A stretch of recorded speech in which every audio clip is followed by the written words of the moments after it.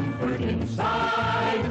You haven't lived till you ride. In the Now American, wow American, take a great big Now American Pacer. The Now American, wow American, take a great big wow American Pacer.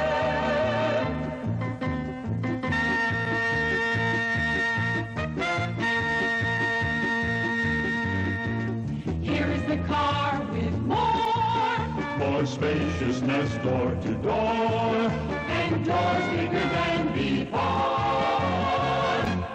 In the new American, true American, our hats off to you, American Pacer. I want to welcome you officially to our 1976 passenger car and Jeep vehicle preview. We're going to start the business at hand with remarks by our chairman, Roy Chapin, and then Roy and our president, Bill Lundberg, who's sitting next to him smoking a cigarette, and other members of our executive group will answer any questions you have. I'm not sure exactly what purpose these meetings serve, but we've had the pleasure of being with most of you for quite a few years now. At least we do them in rather pleasant surroundings, and I guess that excuses a lot. As you well know, the thing to which I am sure most of you are looking forward is the question and answer period, so my remarks are going to be unusually brief, perhaps, unless I get carried away. This is our annual State of the Nation summary of our company, which you've heard, many of you, a few times before, and in varying stages of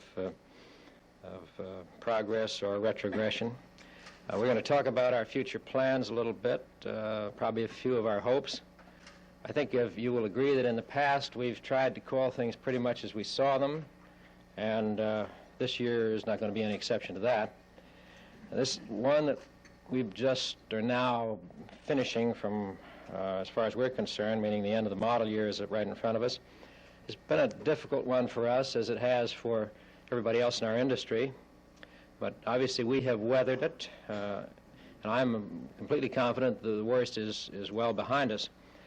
One of the major achievements, I think, has been to come through a period such as this, as we have, with as strong a product and financial position as we presently do have. And more importantly, I think, to be able to come through this with a company and a product line that's on the upbeat, that seems to be gaining momentum, gaining public acceptance, and that bodes well for the future, obviously. And we have had one advantage over our competition, and that was that when the market crisis hit us, as a company, we were really headed in the right direction. We didn't have to do a complete about-face either in our product philosophy or in our product planning. Now, obviously, we've had to adjust some of our planning, but our basic strategy hasn't been changed a bit because we haven't had to change it.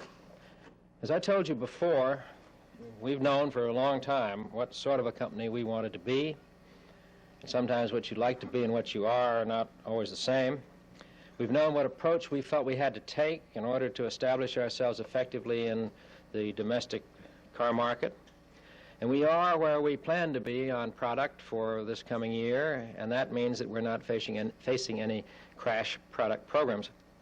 Now, being well positioned as we are in the subcompact segment with the Gremlin, which incidentally is showing good life and good sales results currently, in the compact segment with the Hornet, which is also moving well, particularly with the Sportabout continuing in very strong demand, and in the intermediate section with the highly styled Matador Coupe and, of course, also the four-door sedan and wagon.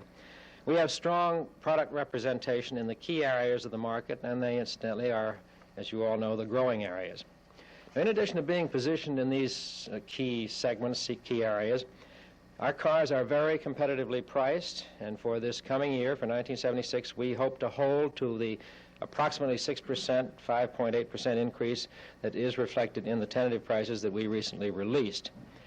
They should maintain our competitive position, and a new Gremlin model, which we will have, is again going to be one of the lowest priced cars in America.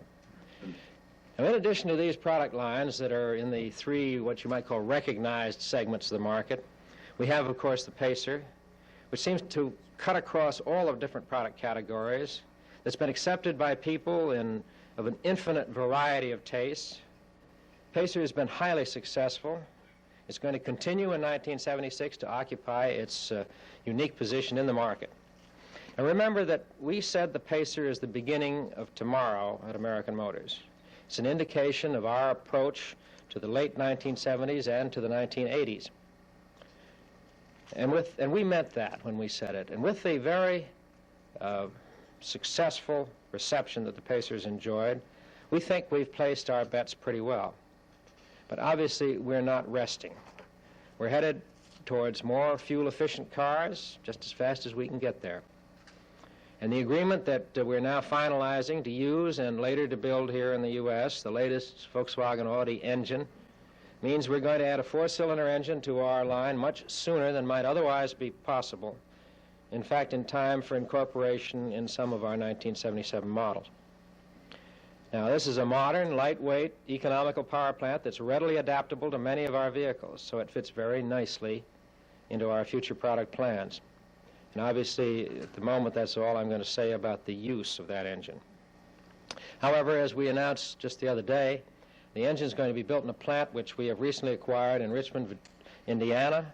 The facility is approximately 500,000 square feet. We'll employ somewhere between 1,000 and 1,500 people there, and production should start sometime after January 1977. Now, this plan also contemplates that when we begin to manufacture the engine, a certain number of these are going to be supplied to Volkswagen for use in their vehicles. Concerning fuel economy, I'm sure you all recognize what a strong competitive issue it's going to become over the next few years if it hasn't already. Significant improvements are going to be made, and this will be good for car buyers, and obviously it's also going to be good for our country's energy problem.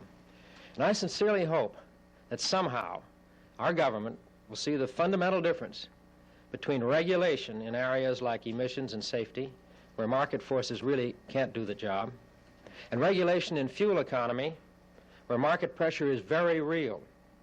Regulation to dictate mileage levels is simply regulation for its own sake. Now, we can all go along with the objectives of clean air, of safety, and reduced damageability. They're worthy and are probably necessary. There isn't any argument about that. But it's something else again, in my opinion, when we reach the point where regulation and how it is administered becomes the objective. Over the next decade, this is the one thing that can hinder development in this country of the right kind of personal transportation at the lowest cost. And somehow, some way, common sense accommodation must prevent this from happening. And what I'm saying is this: there is no valid excuse for creating chaos in the automotive markets and pricing people out of cars unnecessarily. Not environment, not safety, not fuel consumption, because these legitimate concerns can be met in an orderly way, and this is the way they must be met. Now that I've got my basic concern on the record, let me turn for a minute to a more immediate and not really prosaic, but a more immediate problem, and that is matter, and that's Jeep.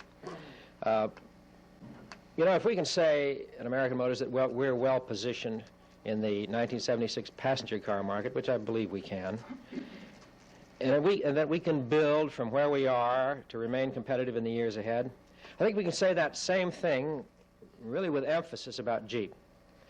I still think that the real importance of Jeep to American Motors is sometimes lost in the shuffle. The four-wheel drive market is a very good one for us, both domestically and overseas. And we look for solid growth in both sales and earnings in the years ahead. We're moving toward domestic Jeep sales of 100,000 units a year, and if the market does what we predict it will, we'll reach that volume well before the 1970s are over. We think 1976 could see a new record volume in the U.S. four-wheel drive market, somewhere over 400,000 units, and also in Jeep sales. Now, backed up by a steady growth pattern, which we've seen in the four-wheel drive market, we've paid a lot of attention to Jeep in our planning. And the evidence is in the things that we've accomplished in, I think you might agree, a relatively short time. There have been dozens of improvements, some small, some major, from one end of the Jeep vehicle line to the other. The Cherokee has been well received. And this year we're introducing the second new product in the past 3 years, the CJ7. It was developed to meet some specific objectives, as you'll learn tomorrow, and it gives us a model lineup for 1976 that covers nearly every need that we can define in today's four-wheel drive market. Without question, we have the most diverse values to offer of any company in the business, and that's the kind of a competitor we are going to continue to be. So all this adds up to the fact that in product, both passenger car and Jeep, we've made some right decisions in the past. We believe we're well set for 1976, and we think we've demonstrated that we can successfully keep pace with change. We have the ability to react quickly, and an era of rapid change is going to reward those organizations that have that ability. And that's one good reason that we feel optimistic about the future. Another one, and one that continues to be most important to us, is our leadership in warranty protection. Let me say it again, and I've said it to many of you before. When we announced the buyer protection plan 4 years ago, we didn't do it because of mounting government pressure or because we foresaw something like the Magnuson-Moss Act of 1975. And we didn't do it because we expected credit as an enlightened company. We did it because we saw a competitive advantage in doing it, in doing the right thing by the people who buy our cars. So we made a basic commitment, with no exceptions, with no hidden provisions, with no gimmicks. We said simply that our owners can go to any American Motors dealer and have fixed free anything that is our fault. Now this includes big things that can cause major customer problems, engines, transmissions, ignition, and so on. And it includes also little things that are minor irritations, but can keep building up, like wiper blades that need replacing, and an infinite variety of small things like that. Now, there aren't any questions about responsibility under the buyer protection plan. The customer doesn't have to wonder, and the dealer doesn't have to wonder. Our commitment is that we are responsible and we will pay the bill. It works. It's effective. And this is why we've seen the impact of buyer protection plan climb steadily among non-owners of our products who are considering the purchase of a car. In our latest study, more than 50% of those that we asked who knew about the buyer protection plan said they would definitely or probably consider an American Motors car. And 42% said that buyer protection plan was the most important reason for this interest. Now, as you know, we haven't hesitated to call the buyer protection plan a full warranty under the terms of the Magnuson-Moss Act. As in the case of so many laws like that, there are a lot of unanswered questions about how the regulators are going to interpret the law. Yet there's nothing limited in the promise that we made to car buyers with the buyer protection plan. And we found that except for a few, we can trust our customers. We found that we were right in believing that they only want fair treatment, that they don't expect hand-built craftsmanship in a production line car. Now, in all likelihood, this new act is going to provide additional opportunities for those few people who want more for themselves than just fair treatment. But this can't be allowed to work against the vast majority of honest car buyers. And to the best of our ability, we've been fixing their problems as fast as we could and at no cost to them. And to the best of our ability, we're going to continue to do so. Now, on this point, I want to emphasize that the Jeep warranty is termed limited under the provisions of the new law, just as all other passenger car and commercial vehicle warranties in our industry. We think the Jeep warranty is a good one, and we do our level best to do a good job for Jeep owners. But we haven't gone to the no exceptions BPP coverage because of the basic difference between how passenger cars and four-wheel drive vehicles are normally used. The scope of the buyer protection plan just hasn't seemed to us practical for vehicles that may be used for business, for back trail camping, for farming, for whatever. In any case, our position as a company is, as a company that takes care of its customers, it's a position that we've earned by doing what we felt we had to do. And it's another reason why we're optimistic about a sound and profitable future ahead of us. Now, a third reason is because of what we have done to expand our base of operation, the scope of our company. Another part of our overall plan. And this year, in buses, in tactical trucks, in postal vehicles, we'll do about $330 million in sales. We'll do almost another $100 million in plastics and lawn and garden tractors. Now, these are logical additions to our automotive operations. These are markets where we know there's a potential growth, and they are products that we know how to manufacture, how to market, and how to make money with. So in closing, let me take a look at the immediate future. Our third quarter, in which we just reported this morning, a profit of $10.1 million, is right in line with the expectations that we had. As we announced previously, we expect to report a profit for the fourth quarter, which means, of course, a profit for the second 6 months, although we are going to have a loss for the entire 1975 fiscal year. We think that 1976 is going to be a good year for American Motors. In forecasting the 1976 car market, we've tried to stay on the conservative side, but we see some real increases in the market segments in which our products are located. Our passenger car sales goal for 1976 is 400,000 units, plus 80,000 Jeeps in this domestic market. Now, this represents about 5% of the probable 1976 car market of 8 million units, and about domestic car market of about 8 million units, and 20% of a 400,000 market that we foresee for the four-wheel drive vehicles. Now, penetrations that compare very well, these figures compare very well with those that we're currently accomplishing. Now, Pacer is certainly going to lead the way for us. We're starting out the year with a further increase in the production rate over its 1975 levels. Since Pacer was introduced less than 6 months ago in March, we've raised the daily rate by 50%, from 540 a day to coming up this month into 800. Pacer is quite a commitment on our part. It's a commitment to provide something in small cars that hadn't been available before, and it isn't the final answer, but it has added some new dimensions to our industry. It reflects further implementation of our corporate philosophy of difference. So we've weathered one of the most critical periods that our industry has seen in many years. We're emerging from it in a relatively stronger competitive position than we went in. Now, that's about it. We're not underestimating the future, but we're ready for it. We've done some things, we've taken some risks, and they're paying off. Our basic directions are set, and we think that they're sound. And now Bill Lunenberg and I are going to do our very best to, plus the others who are here, to answer your questions.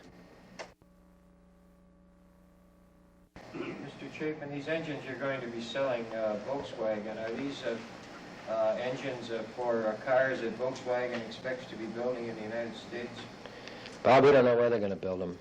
Our commitment to them only is to supply engines, and what their decision is as to where they're going to be made, we have no clue. Your commitment is to supply how many engines? We don't have a firm number yet. What is the capacity of that plant with 1,500 employees? Well, it depends on what stage you take it at. It'll be somewhere 100,000 to begin with, and then move up from there.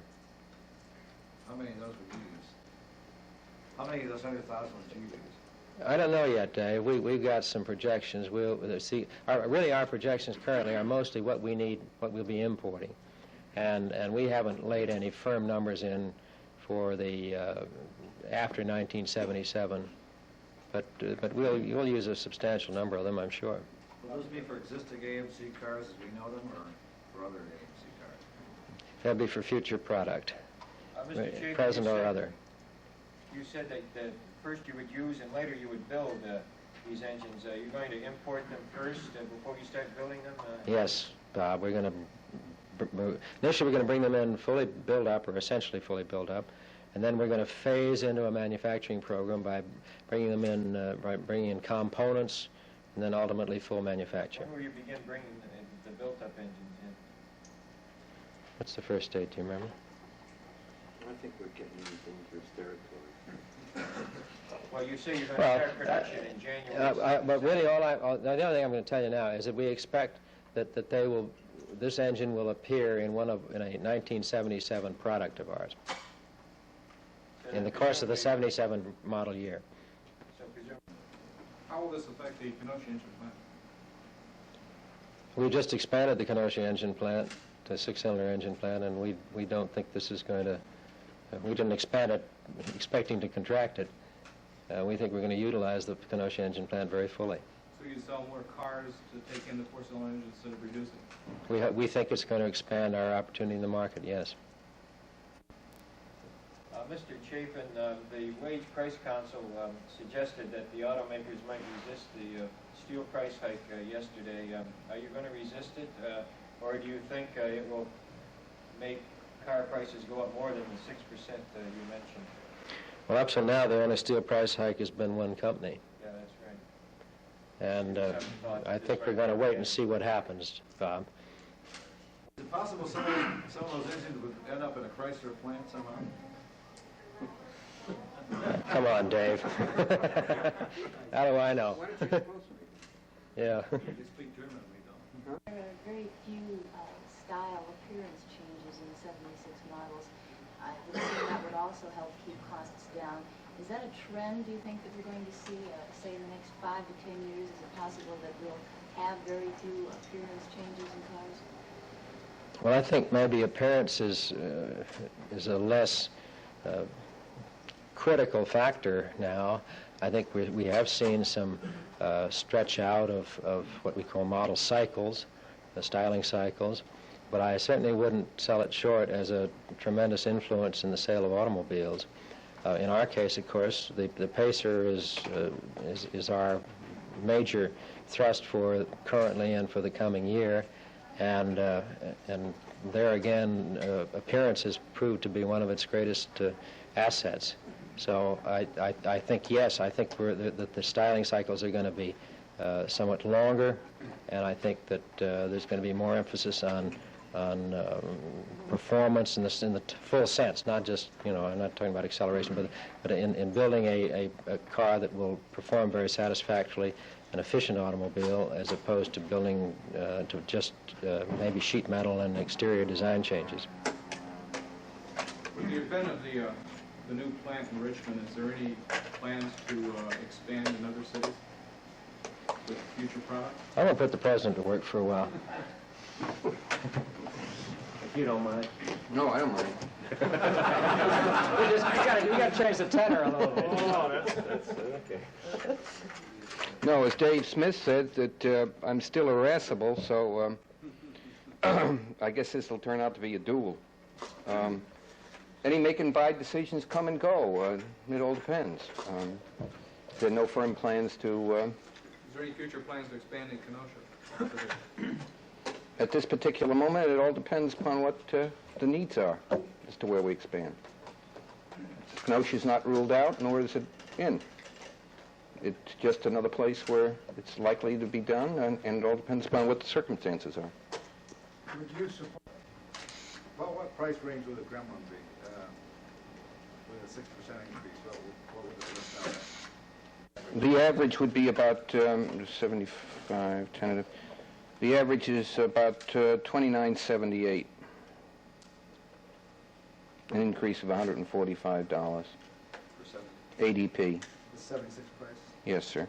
That's your cheapest, that's the least expensive thing. That's the average of the Gremlin line. What's this inexpensive model Mr. Chapin was talking about? No, that's another one. That's in the average. How much is that? Wait and see. When you're first out on the market with your cars with these big prices on them, I mean these higher prices, Big price? higher prices. Oh. You'll be ahead of everybody else by a month. What if you get clobbered? I think that We have tentative prices, and I think we make our final decision when we know what the industry is going to do, and we position ourselves accordingly. but you're going to be out there all alone for 3 or 4 months. We're out there in tentative prices. When will your prices become firm? Don't pick a date, on announcement day, whenever we pick announcement day. We haven't made up our minds yet. does your price rebate program start? Same day. Same day, with the introduction to 76, Bob. What's the future of the four-door Matador and the station wagon? I think that's a pretty hard one to predict. I don't think we've set any. I think this is only a fair statement to make. I don't think we've set any any records with that job. I think with respect to the four-door wagon in the intermediate field, in my judgment, it is probably in terms of room the best of the bunch. No question about it. And I think you can go get the statistics on that one. The four-door sedan, of course, is in terms of styling. You know, it's not exactly new by a damn sight. On the other hand, it's a very satisfactory, and it's a fine automobile. Rumor has it you're going to discontinue both. That's rumors. You can get them every day. Well, what are the basis? Did you approach both funds, or did they come to you about the airplane? We went to them. Why? What? Why? Because it was the best four-cylinder engine we could find that fit our needs. When they weren't looking at Elka Summer, a lot of guys were speculating as to whether that four-cylinder engine is powerful enough to lug around a 3,000-pound Pacers. Do you agree that's a possibility? I think I'd let engineering tests determine that. We haven't completed that, Dave. Well, would you say for sure it'll be in the Gremlin? I won't say for sure whether it's going to be in anything yet. Well, where did you buy the plans for them? For the fun of it. Yeah. You were speaking a moment ago about needs. Aren't you finding that some of the public would perhaps like a Pacer that's elongated on the tail end and made into a wagon? And are you planning to come out with a Pacer wagon? And if so, when? Well, now you're back into what I was shaking off the chairman about, which was on future product programs, and I'm not going to say anything about it. Having said that, do you still have any thoughts of the Rotary? The Rotary's still on the back burner, yes. Would you be...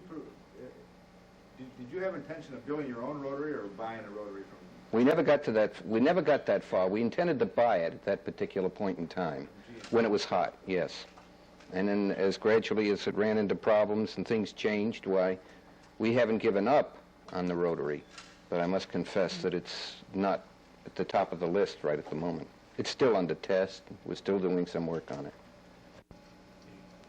Mr. Lundgren, will you give us some projection figures on numbers for Pacer and Gremlin 476? No, sir. The chairman said 400,000 plus cars. What do you expect for 75? I'll give you a clue.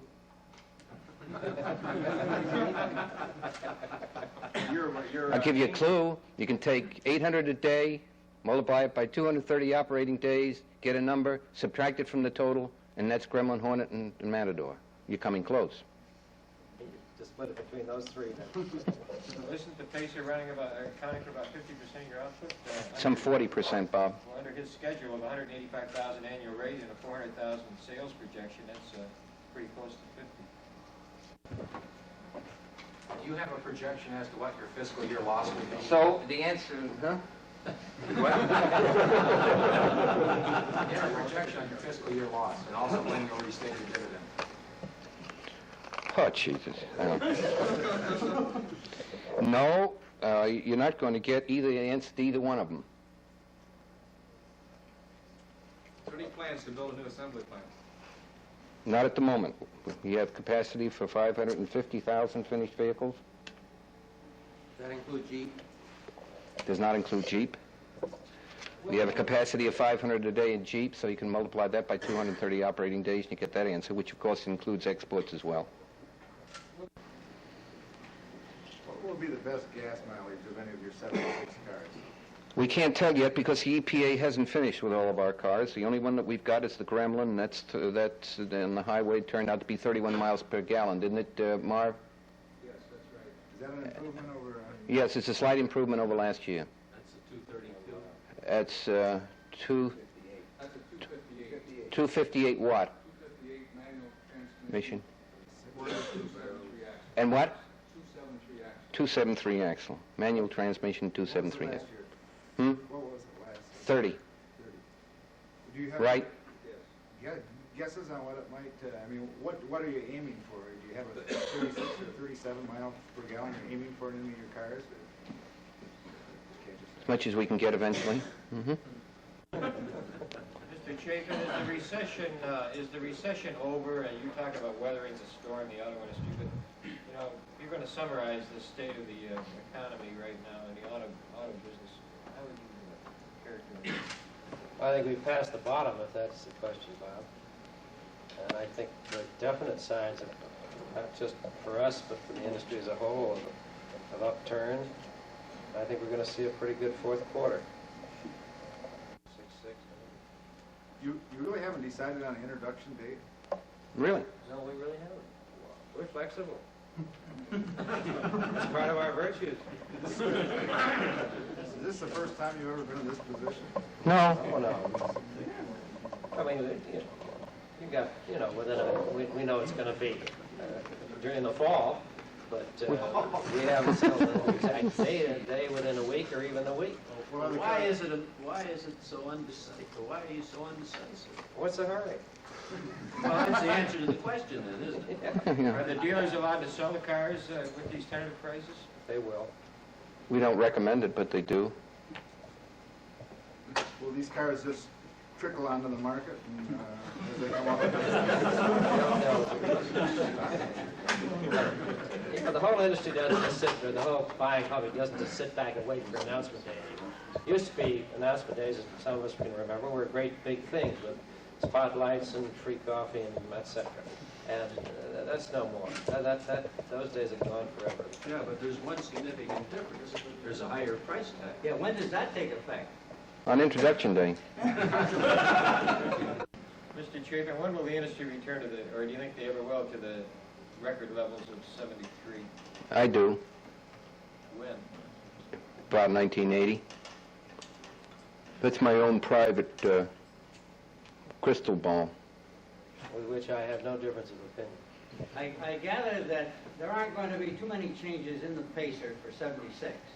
Now, at what point do you say, we shut off the 75, we're now producing the 76, and so the price goes up? At what point do you make the difference in the price? With the first 76 automobile you make. Present cars? Hmm. Is it when the dealer runs out of his stockpile of cars, or what? I don't quite understand the question. When we price them, when the first 76 comes off the line, tentative prices. When it comes off the line, it's identified as a 76 model. But basically, it's the same and the price car, comes at the right? same. There are some differences, either minor ones, but there are some. But don't you think the public is interested in knowing when that price is going to change? Yeah, with the first 76. So aren't they interested in the date of the change? I mean, we think we ought to say to them, if you hurry up and buy before September, or whatever it is, you'll get it at the old price? Is that, I don't... Yeah, I think a lot of people are interested in that. Well, I think most people know that if they're going to buy a 75, and there are a lot of year-end buyers, as we all know, but they're going to be several thousand 75s, not necessarily Pacers, that will be carried over into October, November, and maybe some in December. I had a dealer tell me the other day that he had 5 Pacers left. And he said, that's it. And he said, when the new ones come in, there will be a price increase. He's correct. So he's not going to have a great many, a lot of Pacers left. No, I say, I'm suggesting that the No, there aren't many Paces left. We only have an 18-day supply the last time I looked nationally, and that probably includes a lot of demonstrators. Do you foresee? We took out about 11% of our salary people.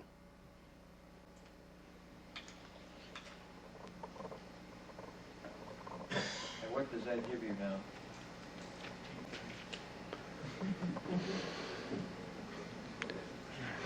About 7,600, I'd say. in all plans. Total corporation.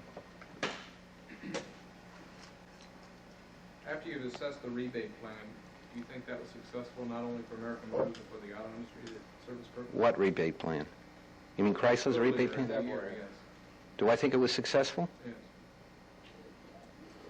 It served its purpose, whatever that was. Sell a car. Did it? Depends on what variables you use. Well, you know, suppose you tell me what the variables are, maybe I can answer the question. It wasn't up over last year, but yet sold cars wasn't successful. You consider it successful. Well, you heard what I thought about it originally. As a short-term move, probably for some people, it probably improved their cash flow and a few other things at that moment, improved their liquidity. I thought it was basically unsound, and I said so back in February, and I still think it's unsound. So 3 of us stopped doing it. You think it'll be resurrected in the future for all 4? You better go ask the guy that does it. He's quitting.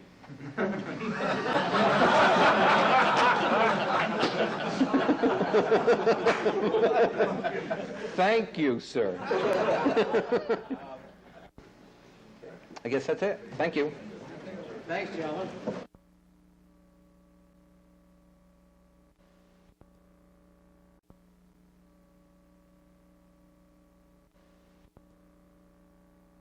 So we'll get going right away, and Jerry, if you'll take over and fire away readily when ready. Thank you, Bill. I don't know how to follow that act. Good morning, everybody, and welcome again to another new model preview. Really, it's only been 6 or 7 months since many of us were together in Palm Springs when we showed the Pacer. And though that interval has been short, to call it a hectic period is some kind of an understatement. But as Roy Chapin said last night, notwithstanding what has happened in that interval, why our basic view of the car market and what products will best serve it and where our place is has not changed. I feel that our products are currently well positioned, but we're not resting. They will get better and better over time. Now this year you'll only see minor appearance changes in our passenger cars. The momentum of the Pacer is enormous and is growing. The reception to the car has been everything that we had expected. And so in anticipation of this period, we decided some time ago that for 1976 we should concentrate on 2 things. One, make improvements in our passenger cars, some of them not visible, some of them subtle, but make improvements. And secondly, perhaps as important or more important, take this opportunity to strengthen our position in the 4-wheel drive market. Going back to the passenger side for a moment, we worked on economy and drivability throughout the line. And with carryover in emission standards, we had the opportunity and took it to work on our power plants and fine-tune them and other components to make them better in the direction that I mentioned. Staying with that for a moment, as to emissions equipment, the bulk of our passenger cars will continue with non-catalyst systems. Catalyst being used in the 49 states on V8 cars only. Of course, all of our California cars will be catalyst equipped. And whether or not our cars in the 50 states have catalysts, they all will continue to require lead-free gasoline. For the Canadian market, and I see the Canadian contingent out there straining to hear this, we will continue with our 6-cylinder engines in Canada without catalysts, and therefore those engines can use either leaded or non-leaded fuel. The V8 engines will have catalysts and will of course require non-leaded fuel. This year we're bringing in a 2-barrel version of our 258 cubic inch 6-cylinder engine in the Pacer line. The reason is that there are a number of Pacer people who would like some performance in their vehicle, a greater measure of getaway. And this two-barrel version of our engine does, in fact, and I'm happy to say, give us V8 performance in a six-cylinder engine. Now, on the other side, there is the big wave for fuel economy and the demand for it.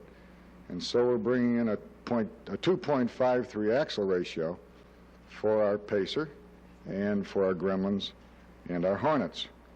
And that will give those vehicles and those people who opt for that axle a very sizable improvement in fuel economy in the highway mode. Now, along with our engineering and mechanical refinements, we did turn our attention to a few comfort and appearance packages that should stand us in good stead in the marketplace. I'll only mention one, and that is the Barcelona interior-exterior car package for the Matador Coupe. It's a fashionable and well-appointed car. Okay, the highlight of our 1976 product program is the new CJ7. With the growth and the stability and the opportunity in the four-wheel drive market and our worldwide position in it, we have a rather large incentive to capitalize on our Jeep position. The ideas that led to the CJ7 were developed back in 1971. At that time, we had decided to drop the Commando vehicle in 1973 and introduce the Cherokee vehicle. Now, the Cherokee was designed to be a strong competitor against the Blazer type vehicle, and as it has materialized, it is just that. But we were concerned that we were dropping a vehicle, we were opening a gap in our product line between CJ5 and the Cherokee vehicle. And we weren't very happy to leave that gap open for very long. And so we set out to fill it in 1976. One thing we didn't consider at all was bringing in a new vehicle like the CJ7 to replace the CJ5. From the very time we acquired Jeep, our dealers, those dealers, and the customers of those kinds of vehicles said to us, don't get cute. Don't do anything that'll change the magic of the CJ5. Improve it, but don't tamper with it. And there is no question that there is some magic in the CJ5, a magic-like quality. It's simple, rugged, it's a no-nonsense machine. In its basic form, it's got no top, no floor covering, no doors, no rear seat. The wheelbase is so short that we can't package an automatic transmission. But that's the way the CJ5 buyer likes it. And, after all, they're buying over 50% of all the Jeep vehicles that we are producing and selling. So our assignment was to broaden the appeal of broaden the CJ appeal, not compromise it. Now, specifically, we came up with 7 changes to transform the CJ5 into the CJ7. Number 1, an automatic transmission. Number 2, quadritrack. That's automatic, full-time, four-wheel drive. 3, improved seating, more legroom, both front and rear. Number 4, better entry and exit conditions. Make the door opening larger. Number 5, improved ride and handling. Number 6, bring in a modern, good-looking hardtop with steel doors where the glass goes up and down. And finally, get a measure of durability that we had not yet achieved, an even greater measure of durability in both the chassis and the body. Those are the 7. Now, that's a pretty demanding list, and we got them all. First, we took the CJ5 wheelbase and we extended it by 10 inches to 93.5. And that gave us the added passenger room we were looking for and greater cargo carrying capacity. And the reason we were able to get it was that those entire 10 inches happened behind the A-pillar where the occupant lives. And it also gave us the space to put in the automatic transmission and quadra-track. Then we tooled an all-new frame, not a modified frame, not a frame with engineering changes, an all-new frame in the CJ5 and the CJ7. And we so designed the frame that it was splayed, and we were able to move the rear springs outboard and the shocks so that we had just a much greater measure of lateral stability than we were ever able to achieve before. The total effect of all this was a vehicle that had a marked improvement in both ride on the road and off-road. Now, it's been said that CJ can go just about anywhere. Okay, I think that's a pretty fair statement, but now I would add, and get there in comfort. The other items that I could mention, I won't go through them all, but you couldn't see in that film, but the steel doors on the CJ7 just lift right off when you don't want them. If you're going off into the boonies and want to have the freedom of no doors, well, you just lift them off, put them aside for the day, and when you get back home, you can put them right back on the hinges again without even the use of a tool. Incidentally, we tooled all new frames for the larger Jeep vehicles this year, too. That is the Cherokee, the Wagoneer, and the truck, for improved ride and handling. Now, there are a long list of other Jeep actions, but I won't go into them other than to say we have a new heavy-duty 3-speed standard transmission, and as the film said, new energy-absorbing steering columns in the CJ5 and the CJ7. And note, we adopted the safety columns in these vehicles because we felt the vehicles deserved them. There is no federal rule requiring the installation of those types of devices in these vehicles. Okay, to sum up, for 1976, we have better passenger cars and a new Jeep CJ model. We pride ourselves as a company that responds quickly and accurately to people's wants. This is an ability we have and an advantage we intend to hold. Thanks very much. Now, we'll have some questions.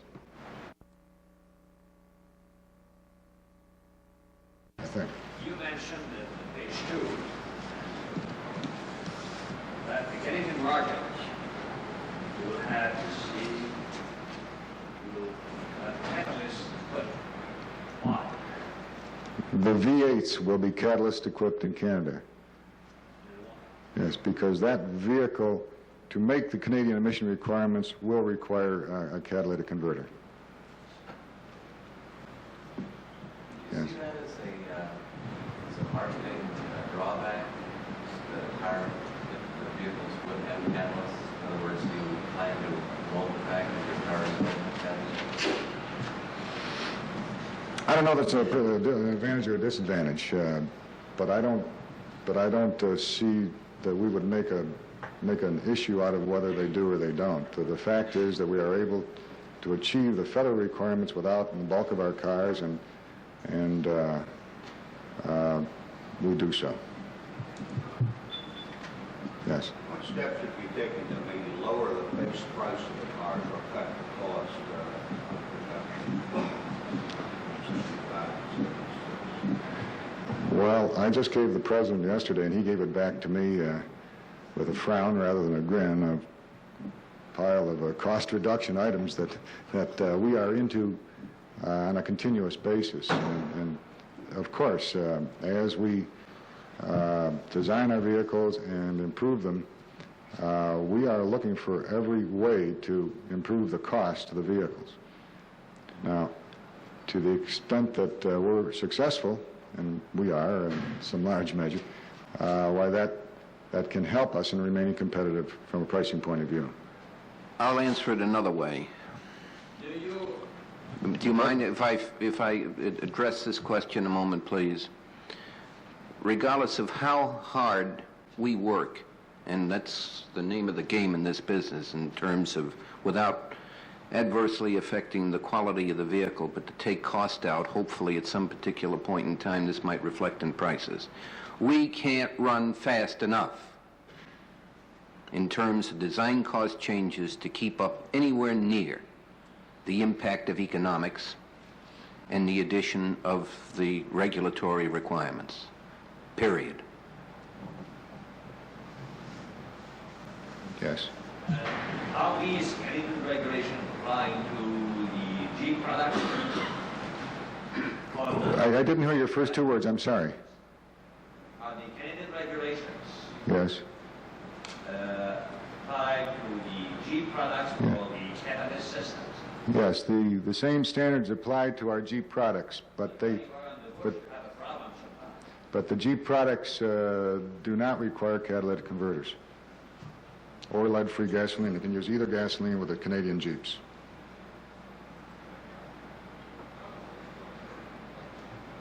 I don't see another hand. One, two, there's one. Okay.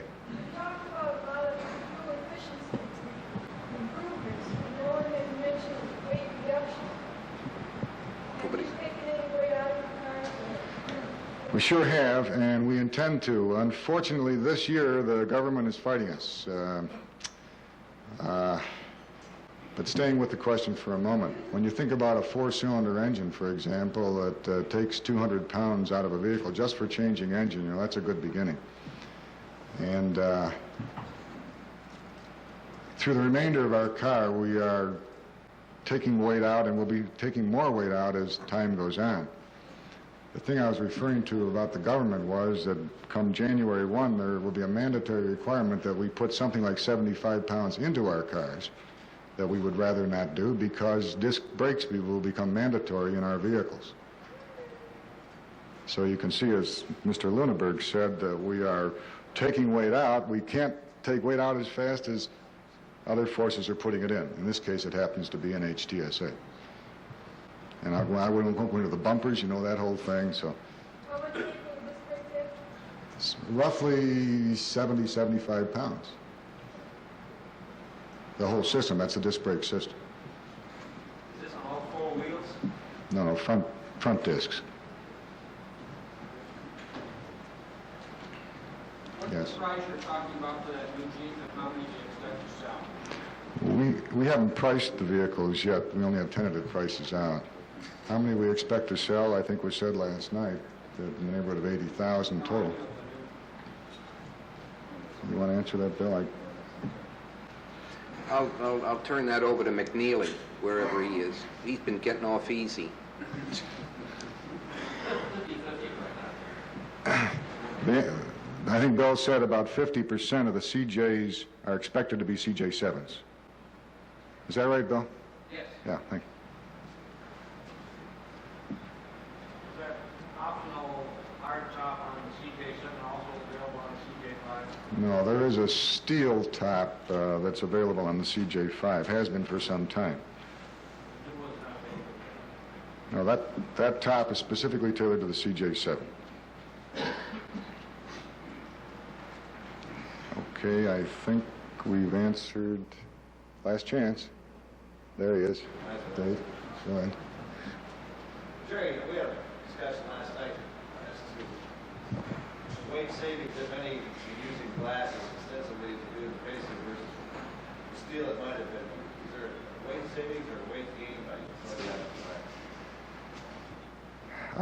There is a debate that rages in engineering and product planning, and I'd say what it boils down to is this, that glass is heavy. It doesn't have to be heavy. There are thinner glasses that are now becoming available that take some of the curse off of heavy glass. But as between glass and steel, if the alternative is 2 or 3 layers of steel instead of one thickness of glass, very often it's a trade-off and a standoff. And in my opinion, this would have been the case in the Pacer. We're well along in our considerations, but have come to no conclusions for major panels. Not only plastics, but aluminum, and any other metal that we can form, weld, paint, and repair. And those are the things you have to think about in addition to the cost and weight. Does the Jeep have to conform to safety standards insofar as bumpers go? No, there are no bumper standards for Jeep or damageability standards.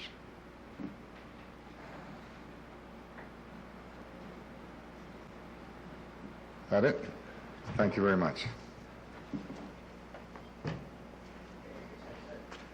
Okay, Bill? Okay. All right, gentlemen, we're going to pull the doors back, and you'll see the cars, and you can look at the cars. You can take time out to question anybody.